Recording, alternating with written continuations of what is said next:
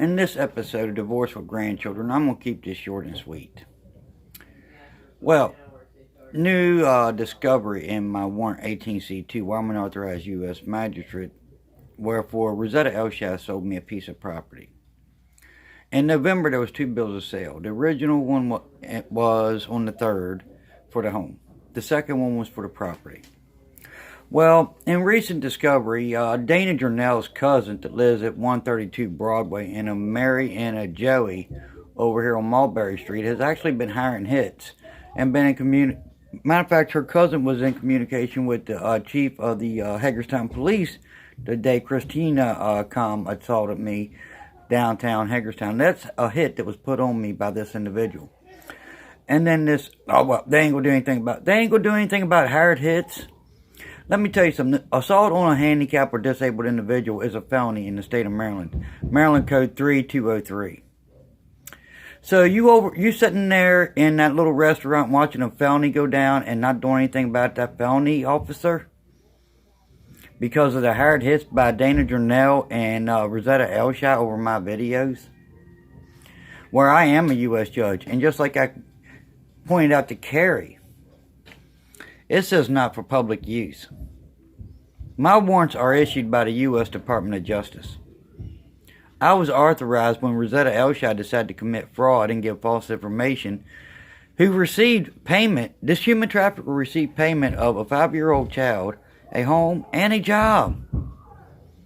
After she already trafficked this child once, they gave her the child back to traffic some more. And yes, I can speak honestly about her being a trafficker because, well, she took money from the man that raped her son when he was 5 years old.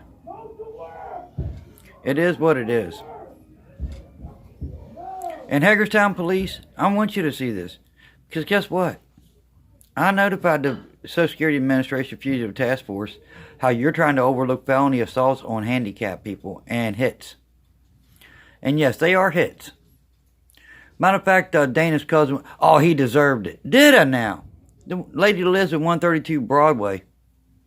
Yeah. Now this is an FBI agent hiring hits. And having her cousin watch it. As well as Mary and Joey over here on Mulberry Street. I'm not going to give their exact address. But the facts are the facts. I was authorized for one reason. And you can look on my Stanley Seek for Facebook.